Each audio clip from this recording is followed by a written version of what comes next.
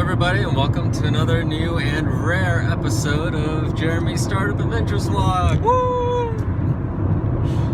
So, it's been a long time since I've done one of these.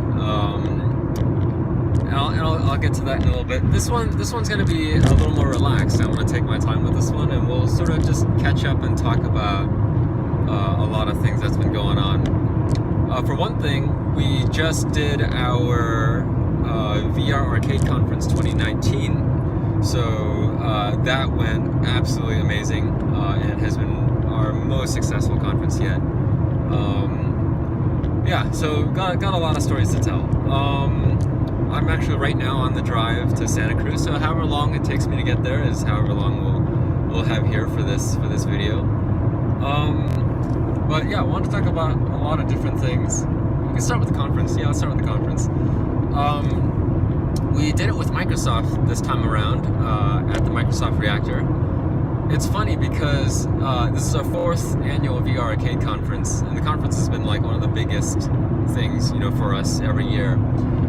It's really where all of our hard work sort of drives down, and we demo it and we show it off, and we make a lot of new partners, and it's sort of all the partnerships and everything that we get out of all the business opportunities that we get out of the conference propels us into the next year for us.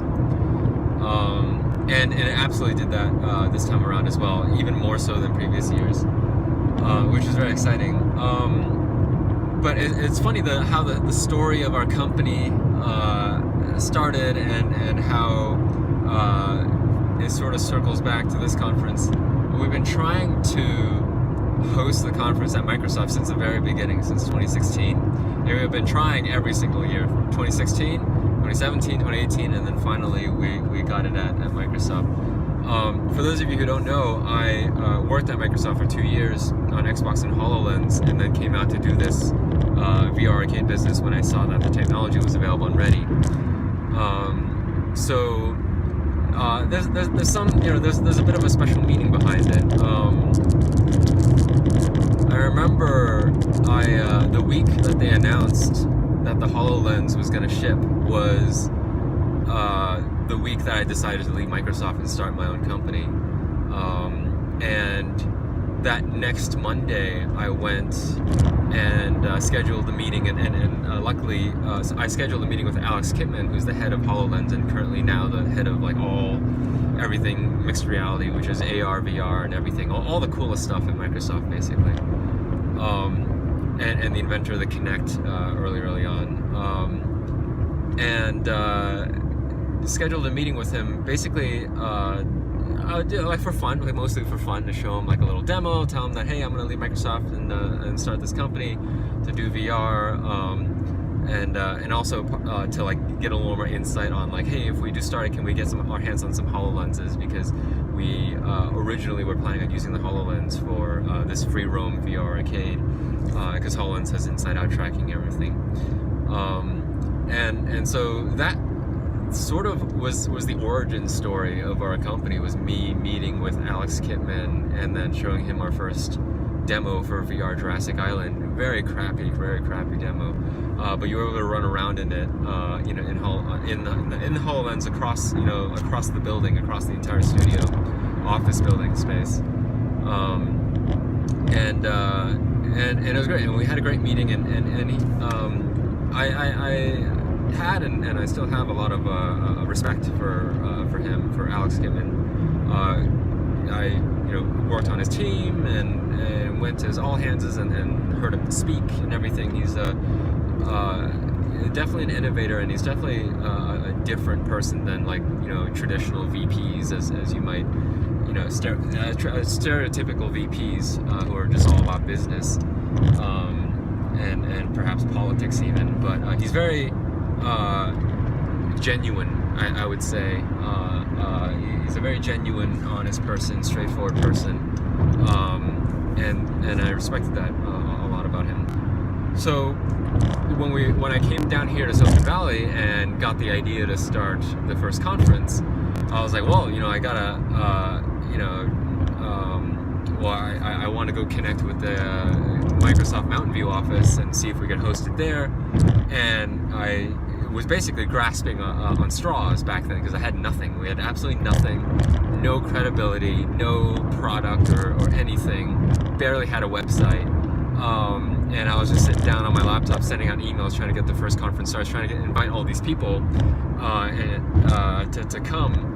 And part of building up the first conference was trying to find a venue and talking to Microsoft. And I remember back then I looped in a lot of folks, a couple of folks that I knew from Microsoft into the emails to try to be like, hey, yeah, this is, the conference. It's the first conference. It's gonna be great. It's, we're gonna, we'll be talking about HoloLens and stuff like that, and trying to get them on board and trying to get that venue, most importantly. Because I think we would have used it. We would have been able to use it for free, use the space for free, which is great. But then I also included CC'd Alex Kipman on those emails. But eventually, what happened was we were going, doing emails back and forth, and then I was using his name in the emails. Again, grasping on straws because we had nothing, and I had to create something out of nothing. So yeah, I did basically everything that I could possibly think of. Even if it meant going a little too far.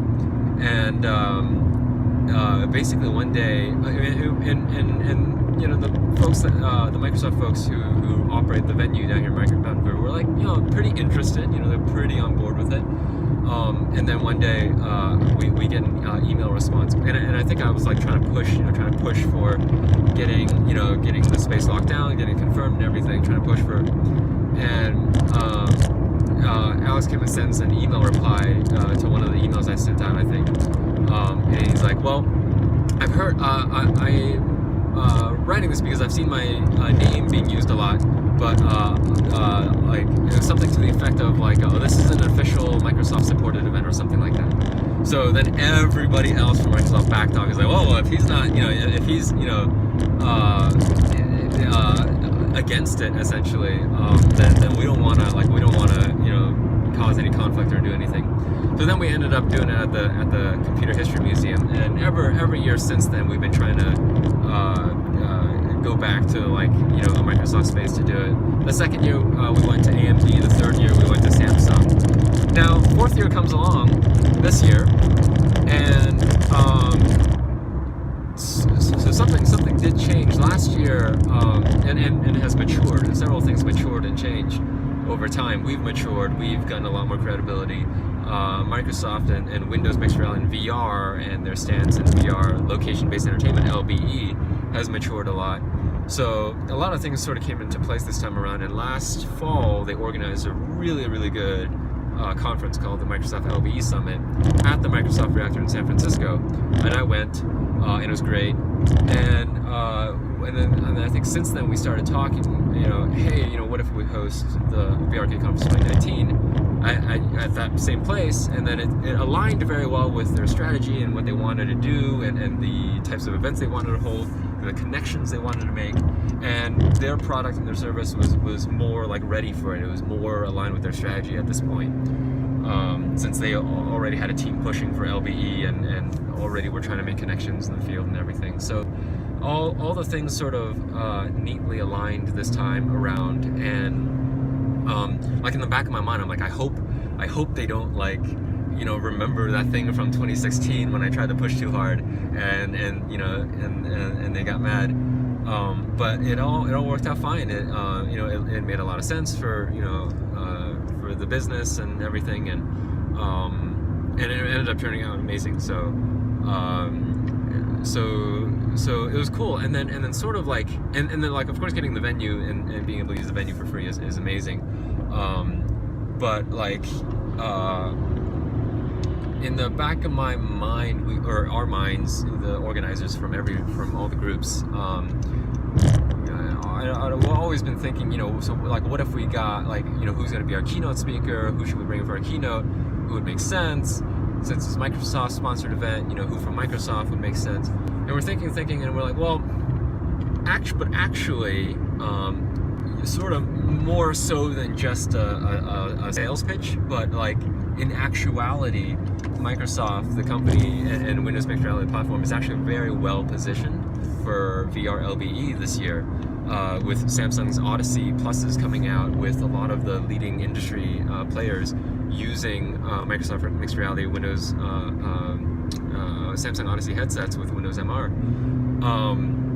for free roam, because it has inside-out tracking and it works great, and it's stable and it's commercially ready, and you have all these big players using them. It's actually like a really good strategic position for Microsoft right now for this industry. So I was like, well, in that case, if there's a case to be made, or if there's a fact that should be made, we should raise awareness of it and leverage that fact to convince more people to switch over to Windows and use Inside Out and whatnot. I was like, well, we could use that. We could, like, who could deliver that message? Who could convince all these companies of this fact and have them believe them, and who could convince them to transition over? Because really, the more people who come on board a platform, the faster and better a platform will grow, and it will be better for everybody in the ecosystem, including us.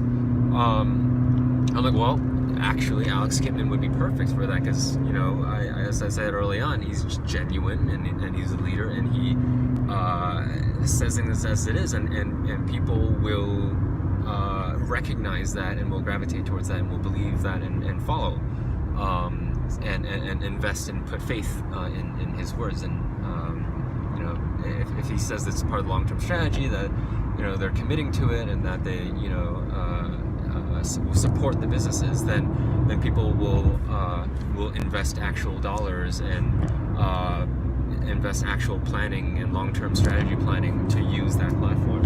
So that was basically like my pitch to Alex Kipman, and to be like, hey, aside from just conference for fun and whatnot, but like there's actually like a real market opportunity for you guys, and there's actually a real reason for you in particular to come and deliver that message the way that really only you can deliver it. So, and as I said, I said a bunch of that stuff in an email form and sent it to him, because the thing is, through Microsoft, we'd already asked Alex if he wanted to be the speaker, and they basically turned us down pretty early on, and we're like, oh, okay. But as I sort of thought more about it, I'm like, wait, it actually would be beneficial for them too to do this. So I was like, well, there's no harm in trying. I sent him a personal email,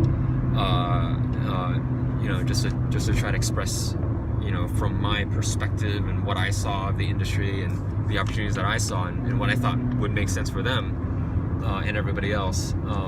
And he sent me an email like right after, the day after, saying, hey, thanks for your email. I read your email and we'll highly consider it. And I'm like, whoa, that's kind of cool, but that's like another thing. Like not every VP does that. Like.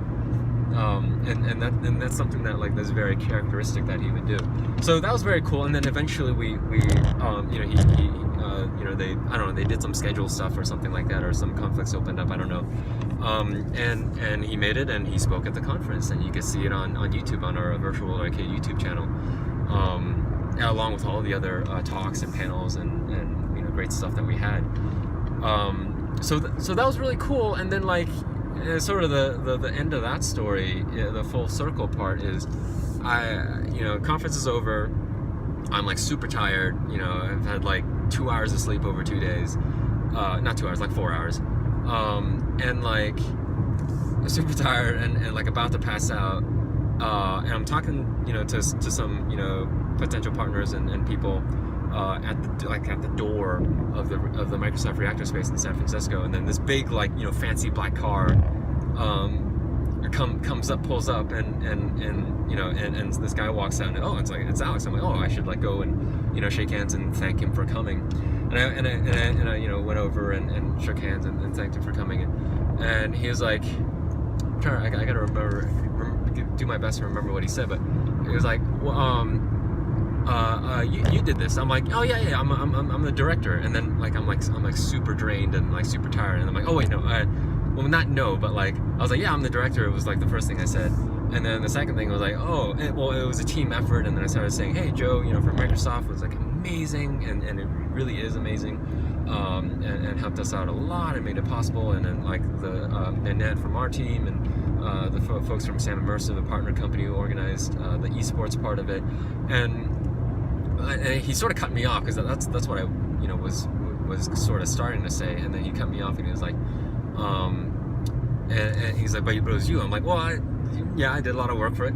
And he's like, oh no, but it was you who got me to come. It was essentially I'm paraphrasing. I don't remember the exact words. And I'm like, and I think it was maybe I'm not telling the story a great way, but like he looked at me straight in the eyes and with this firm handshake, he's like, but it was you, in that sense. And I was and it was something remarkable about that moment. There was something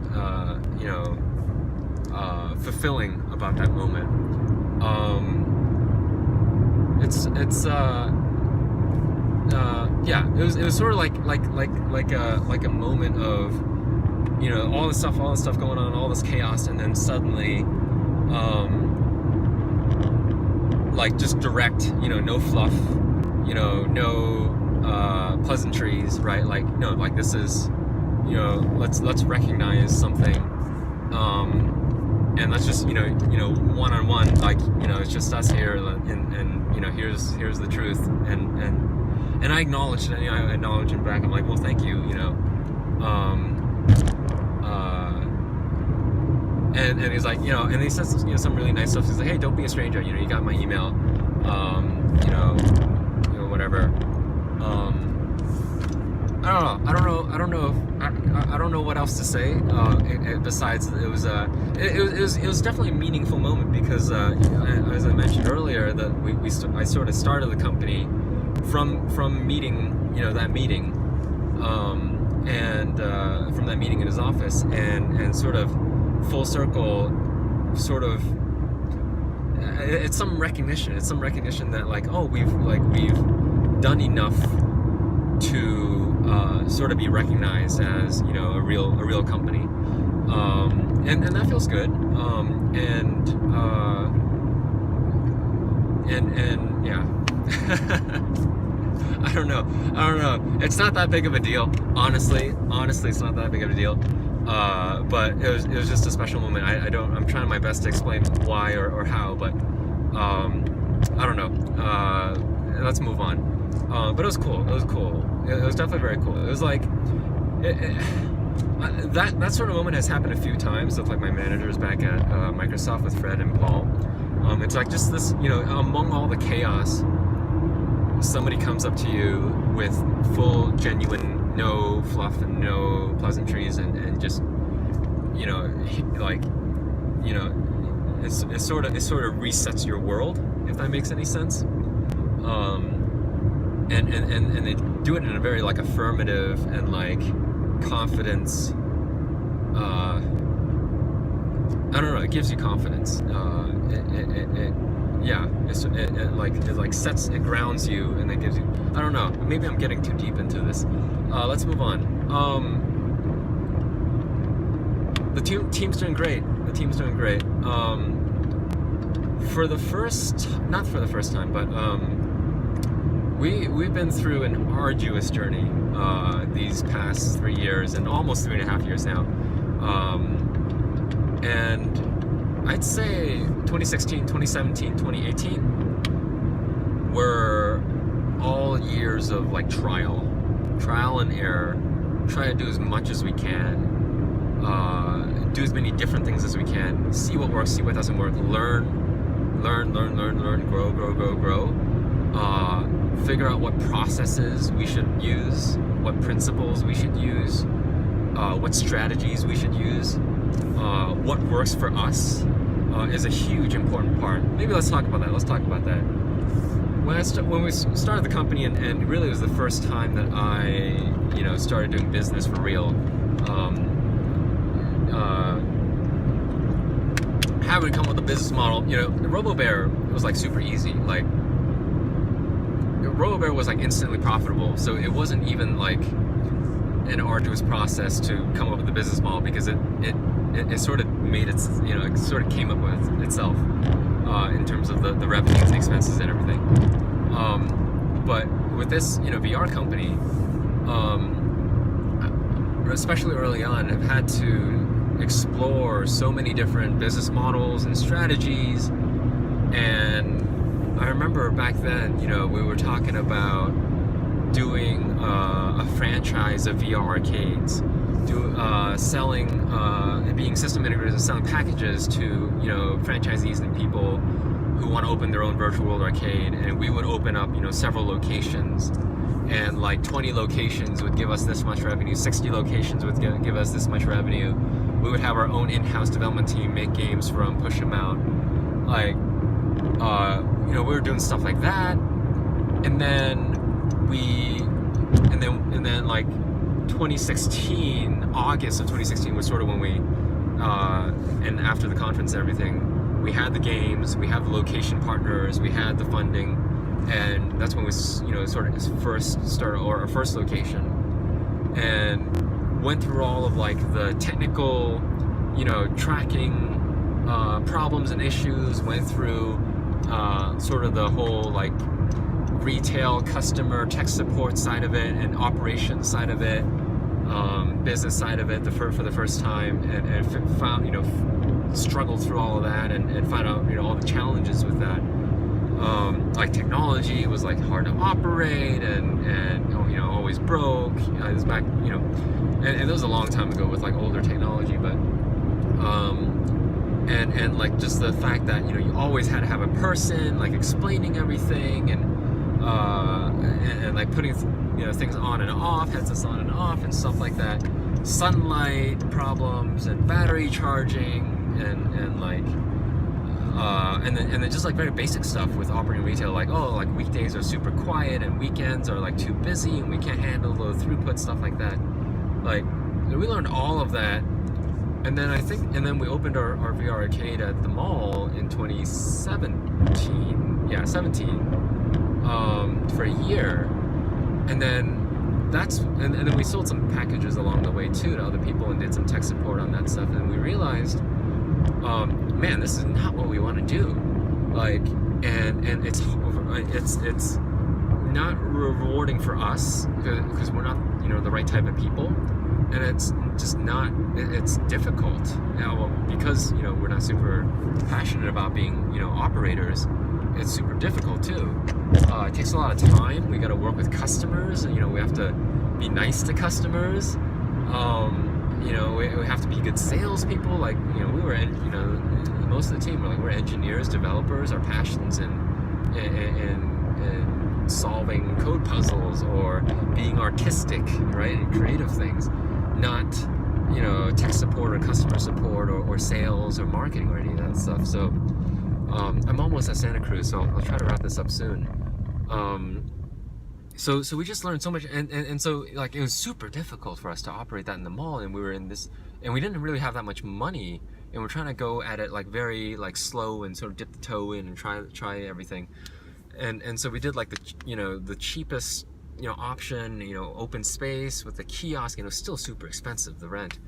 In the mall, and we were running it, and yeah, it was super successful. Lots of people loved it, customers loved it, and we gained a lot of traction. A lot of people came to our website, we got a lot of events and stuff. It was all good, but I don't think we really enjoyed doing that. I definitely didn't.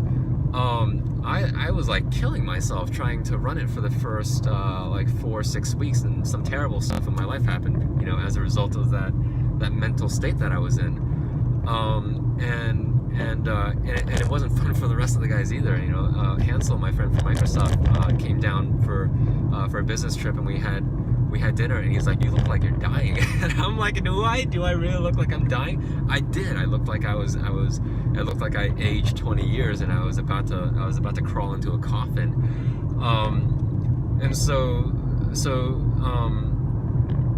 And then just the numbers just didn't justify it, the way we were operating. It was just, we were just breaking even. We were just breaking even every month.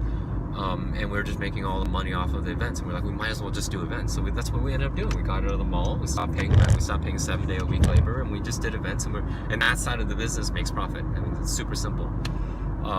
You go out, you do an event, you make this much revenue, you spend this much, a little bit on the labor, and you make this much in profit. That's great. That's great. But like the whole franchising thing, and like 60 locations, 100 locations all around the world and stuff like that went out the window. And sort of starting 2018, we were like, yeah, we don't, and we got out of the mall and we started doing events. We were like, yeah, why are we here? We asked ourselves, why are we here? Well, we're here because we love creating VR games and experiences. We love creating entertaining content that people can also get. It impacts their life. There's a meaningful impact on somebody's life in a social sense, where, hey, I met a new friend through this experience, through this team building experience, or I was able to build this meaningful memory, shared memory with my friends, existing friends, and we can look back to that day and say, hey, you remember that time we did this together, and it was a lot of fun, and it was very a bonding experience. That's very meaningful. We want to create experiences like that, social and bonding, right? Friendship bonding. I don't know. And we know that VR is capable of education and making people live through other experiences that they cannot live through easily accessible in real life. Live through somebody else's life, live through another perspective, live through another culture, another background, another country, another religious belief background, or another government, culture, society, whatever. And if we can have people live through another person's experience and learn through experience, then people would understand so much more about just different people. So many of life's conflicts is due to just misunderstanding. People not understanding each other, not understanding what the other person has to go through, or what the other person values, or why they value what they value. And so being able to bring somebody in through somebody else's life experience in VR and just live through somebody else's life, I think will be immensely beneficial and impactful for empathy building and for understanding, for just not education in a technical sense like math, science, history, English. No, education in terms of just being more aware of the world and the people in it, and knowing more and understanding more how the world works and how people work, and that there's different people with different beliefs out there. And I think that's very meaningful. I think society will improve as a whole if more people understand each other. That's another impactful thing that we want to do with our experiences. And the last thing is just make it super badass, right? Free roam and accessories and 4D effects and stuff like that. So starting 2018, we're like, okay, let's not do the stuff that we have tried and know for sure we don't want to do, and let's focus on creating content. So what can we build a business model around creating content? So 2018, we're like, okay, what about like contracts, right? Like enterprise contracts, we work for hire, somebody pays us to make some stuff. At the very least, we can try to have each project help us build a skill that we haven't exercised much before, and at least we still get paid for it, and we can put it on our portfolio, and it can be development. It'll be development work. It won't be like tech support work. It won't be sales work. It won't be, customer retail work, right? So that's what we did, and we got some pretty good paying contracts and recurring contracts and recurring revenue from that. And that was 2018. But it was also difficult to get a lot of contracts or more contracts or higher paying contracts. And by 2019, and really just the end of 2018, I've been trying to position ourselves to, okay, going back to that, the three impact, right? The social, the empathy building, and the whole badass experience. I've been trying to position ourselves to partner with these high-end LBE locations with 4D effects and total immersion and free roam and backpacks and everything, to make content for those guys. So that's the work that we want to do. So let's partner with them. Let's try to get in. Let's do whatever we can, right, to get in. Let's, make it for free. Let's make it before they even, accept our application. Like, let's have it already built and say, hey, all you gotta do is, tell us what more you need, and let's think in their shoes, and let's design a game around their business model, and create something that will make them money, that will make their customers happy, that will make their operators happy, that will further the value of whatever business that they're in. So we were targeting like science centers, and we partnered with this group up in Seattle called Hyperspace 600. Great team, wonderful team, fantastic team, and creating a game for them, an educational VR experience game for them.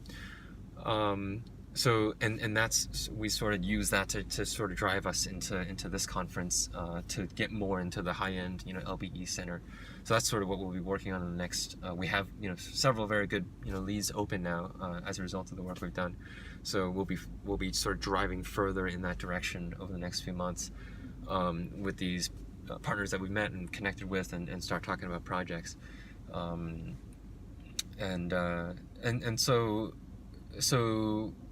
So like the difference between this year and last year, I'd say, is last year was like a year of disillusionment, is how I describe it. I lost my vision last year. Even even going into the conference, it was the business wasn't doing well. We weren't making any money. We got out of the VR arcade. The revenue was tanking. Or revenue wasn't, it was never high, so it was just never going high enough was the problem. And so we were just like, okay, how do we stay alive? How do we stay alive? It was sort of like the short-term mindset, right? It became very tactical and none of a strategic or vision based driven. And so last year was just, let's find some contracts, let's get paid, stuff like that. And at this point, I gotta say, I'd say now more than ever in 2019, we've tried everything, right, in the past 3 years, 2016, 17, 18. We've gone in a lot of different directions, and we know, and now more so than ever, we know what we really want to do.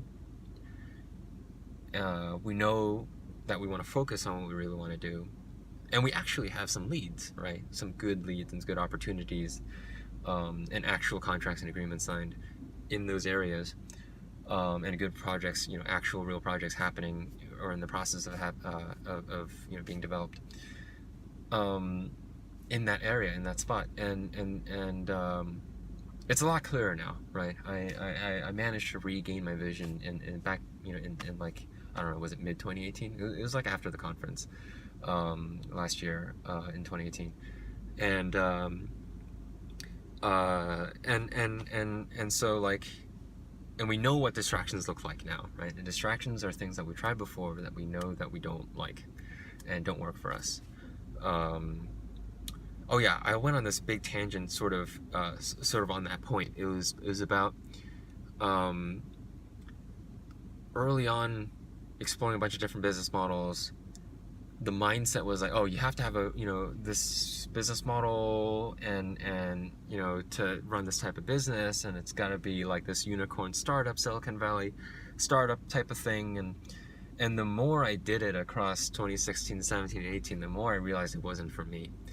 Like, for one thing, VR is a difficult market to apply that same mindset to.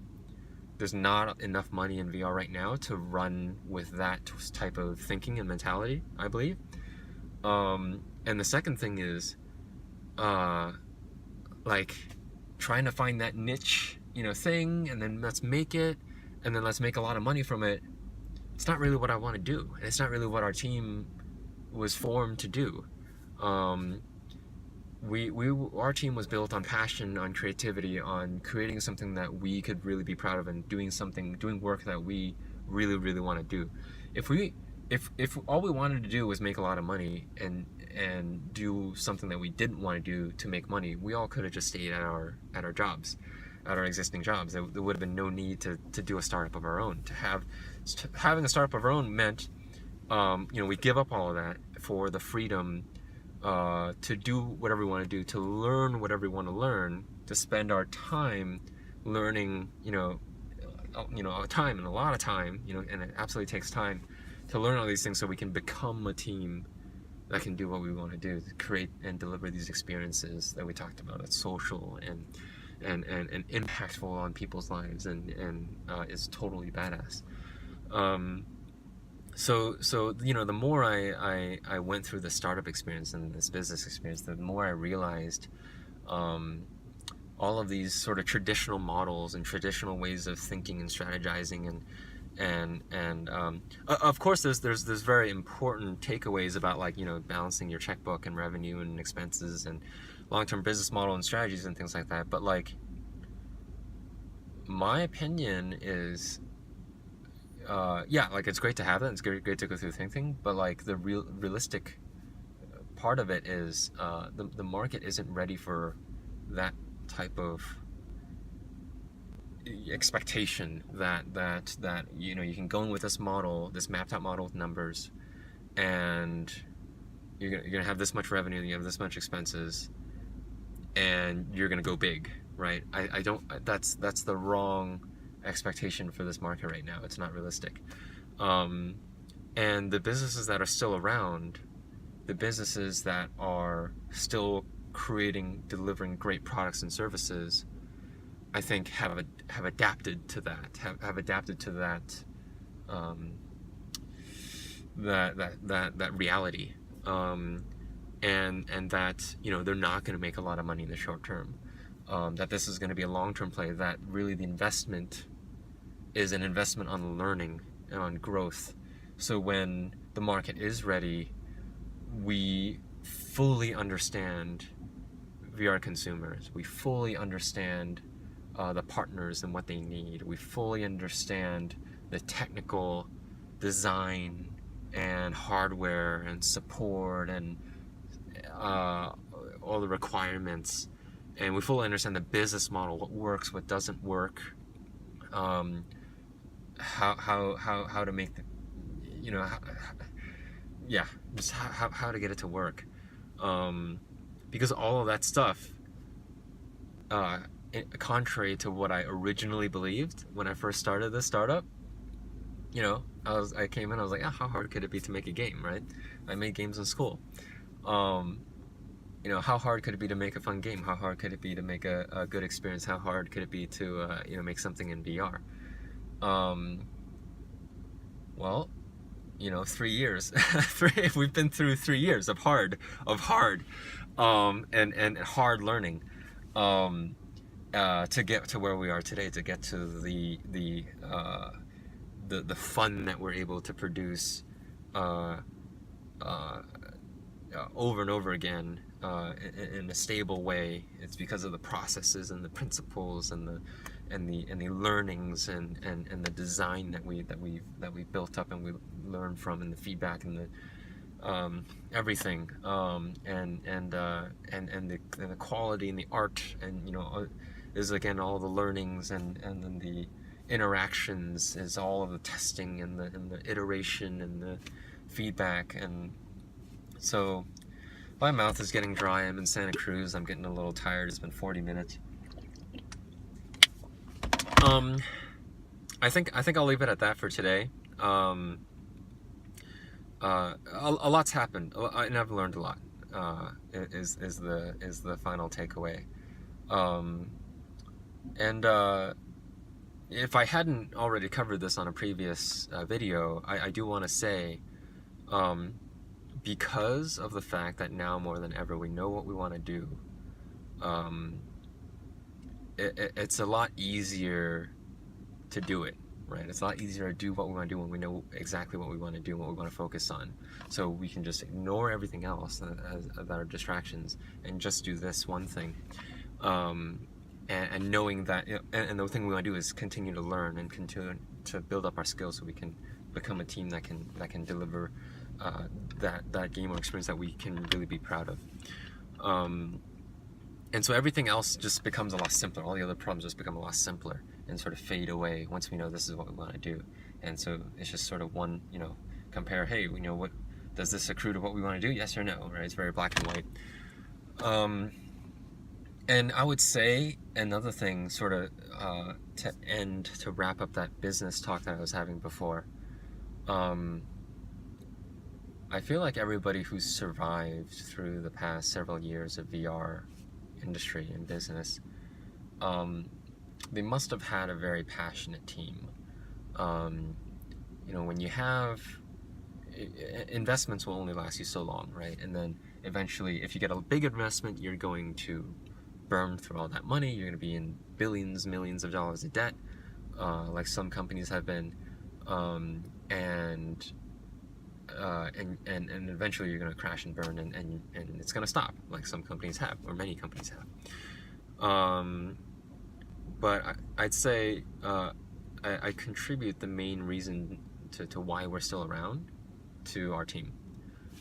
We have an amazing team, and we're here for the right reasons. We're here because we each individual sees a self-benefiting reason to be here. Everybody is learning something, is gaining something, an experience, a skill set, and they become a better developer or designer or business person, or just a more capable person, if that makes any sense, at the end of this journey, when we reach that point where we've created something that we can be proud of.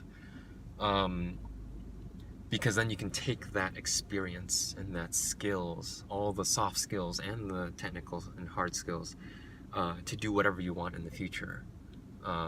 Because then you've proven, yeah, I've gone through all this once and I've been successful once. So I just replicate that into future projects and areas and things like that. So I think that's why we're still around. We're still around because everybody finds something in what we're doing to be contributing to them. It's making them improving on their own skill set. And I was trying to avoid saying better or stronger person, but that's the best word I can think of right now. So yeah. So it's been absolutely amazing. It's been an absolutely amazing experience and past 3.5 years. And the future is looking very bright and very, very exciting at this point, because we have a strong vision. You know, although I had lost it early in 2018, we're more sure now than ever, which feels great, and is very exciting because we know where we're headed, and we see lights, you know, in the tunnel, and so we're just, you know, we know what we got to do. We know what we're capable of doing. We know what we need to become capable of doing, and we know how to get there. So it's just a lot of fun and very exciting. And I've said this a million times, but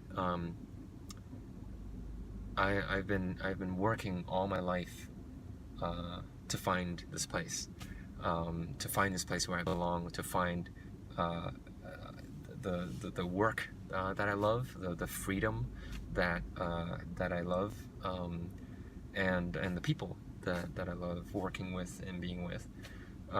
So I feel like, you know, after all these years of school and, you know, and university and working out in the corporate world, I finally found my place. So it feels great. And it could not feel more right. So there's nothing else I'd rather be doing. So that's great. That's a really good feeling. So I think that just about wraps up our very, very rare and special Jeremy's Startup Adventures vlog. Thank you for watching. If you made it this far, it's really these videos are really more just really for self-serving purposes. I think it's very important to document everything that we've gone through and everything that we've learned, because I'm gonna forget. I forget, you know, what I had for breakfast this morning. Sorry about the lighting.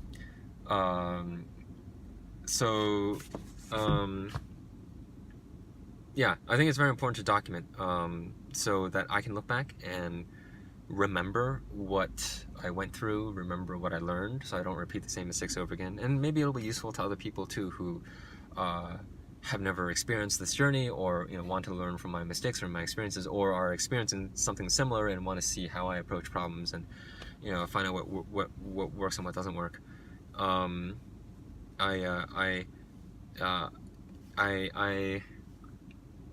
what's the word? I wish that I could do more of these, but I don't have enough incentive to do more of these. And I guess just last point for real this time is I used to make videos like every day back when I was by myself, and especially for the road trip back in 2016, because I was the only one. I was so lonely, and I was the only one working on this. Yeah, like I had the team working remotely and stuff, but like nobody was really fully committed or was co-located, and so I had to do something to prove, to hold myself accountable, to show that I was doing something to myself, and to record and so I can look back and say, yeah, did I really do what I said I was gonna do? But really, just like talking to a camera helped, sort of make me sane, because I was all alone back then. But then in I think June, Patrick came. In July, Dustin came. In November, Fanny came. And then we got a house, the dev house, and things just have never been the same since then. That problem that I used to use YouTube videos for has been solved. So that's why I don't make these videos that often anymore, because I'm not alone anymore. I have a team that I go home to every single day, and I have friends that I go home to every single day, and I have my crew.